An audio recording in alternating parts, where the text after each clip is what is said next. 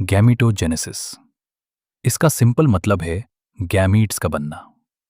Mails में बनते हैं स्पर्म्स, स्पर्मेटोजेनेसिस, और फीमेल्स में ओवम, ओवोजेनेसिस।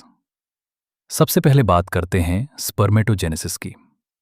ये प्रोसेस मेल्स में प्यूबर्टी के वक्त शुरू होता है।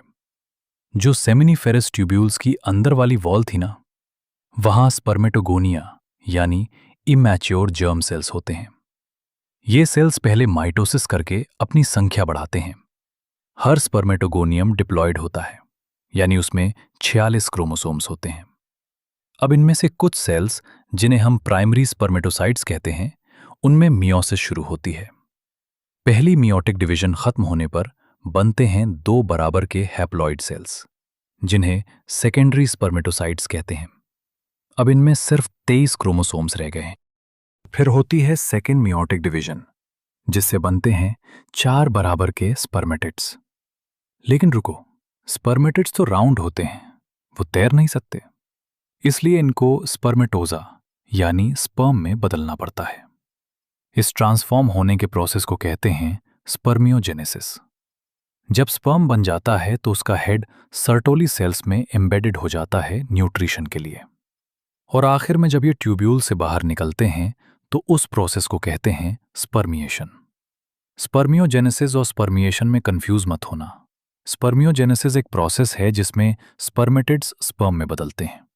स्पर्मिएशन मतलब स्पर्म का सेमिनिफेरस ट्यूब्यूल से रिलीज होना। स्पर्मेटोजेनेसिस की शुरुआत प्यूबर्टी यानी जवानी की उम्र से होती है, और इसके पीछे सबसे बड़ा कारण है हमारे शरीर में GnRH, गोनाडोट्रोपिन रिलीजिंग हार्मोन का तेजी से बढ़ना।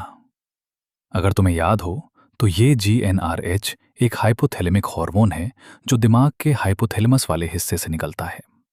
जब इस GnRH का लेवल बढ़ता है तब ये सीधे हमारी एंटीरियर पिट्यूटरी ग्लैंड पर असर डालता है और उसे 2 नए हार्मोन्स निकालने के लिए सिग्नल देता है, जिन्हें हम गोनाडोट्रोपिन्स कहते हैं। ये 2 हार्मोन्स हैं LH, ल्यूटिनाइजिंग हार्मोन, और FSH, फॉलिकल स्टिमुलेटिंग हार्मोन। अब इनका काम अलग अलग होता है। LH सीधे लेडिक सेल्स पर काम करता है और उन्हें उकसाता है ताकि वो एंड्रोजेंस जैसे टेस्टोस्टेरोन बनाना और निकालना शुरू कर दें। फिर यही एंड्रोजेंस आगे चलकर स्पर्मेटोजेनेसिस के पूरे प्रोसेस को चलाते हैं। दूसरी तरफ FSH हमारी सर्टोली सेल्स पर एक्ट करता है और कुछ ऐसे जरूरी फैक्टर्स रिलीज करता है जो स्पर्मियोजेनेसिस यानी स्पर्मेटिड्स का मैच्योर स्पर्म में बदलना के प्रोसेस में बहुत मदद करते हैं। बात करते हैं स्ट्रक्चर ऑफ अ स्पर्म की। ये एक माइक्रोस्कोपिक स्ट्रक्चर है जिसके 4 पार्ट्स हैं: हेड, नेक, मिडल पीस और टेल। स्पर्म का पूरा बॉडी एक प्लाज्मा मेम्ब्रेन से घिरा होता है। इसके हेड में एक लंबा सा हैप्लॉइड न्यूक्लियस होता है और उसके ऊपर एक टोपी जैसी स्ट्रक्चर होती है जिसे एक्रोसोम कहते हैं। इस एक्रोसोम में ऐसे एंजाइम्स होते हैं जो ओवम की दीवार तोड़ने में हेल्प करते हैं। मिडल पीस सबसे ज़रूरी है क्योंकि इसमें बहुत सारे माइटोकॉन्ड्रिया होते हैं जो स्पर्म को तैरने यानी मोटिलिटी के लिए एनर्जी देते हैं। एक बार के कॉइट्स में मेल्स लगभग 200 से 300 मिलियन स्पर्म्स निकालता है, जिसमें से कम 60% का शेप सही होना चाहिए और 40% में विगरस मोटिलिटी यानी तेज तैरने की काबिलियत होनी चाहिए, तभी फर्टिलाइजेशन हो पाएगा। चलो अब सबसे कॉम्प्लेक्स पार्ट पर आते हैं, ओजेनेसिस यानी ओवम का बनना। ये स्पर्मेटोजेनेसिस से बिल्कुल अलग है क्योंकि स्पर्मेटोजेनेसिस प्यूबर्टी के टाइम स्टार्ट होती है, पर ओजेनेसिस तभी शुरू हो जाता है जब एक लड़की अपनी मां के पेट में होती है, यानी एम्ब्रियोनिक स्टेज में। जन्म के वक्त ही ओवरीज में लाखों ओगोनिया होते हैं, उसके बाद नए ओगोनिया नहीं बनते। ये सेल्स डिवीजन शुरू करते हैं पर प्रोफेज 1 पर ही रुक जाते हैं। इस स्टेज पर इन्हें कहते हैं प्राइमरी oocytes। अब ध्यान से सुनना, हर प्राइमरी oocyte के चारों तरफ ग्रैनुलोसा सेल्स की एक लेयर चढ़ जाती है जिसे हम प्राइमरी फॉलिकल कहते हैं।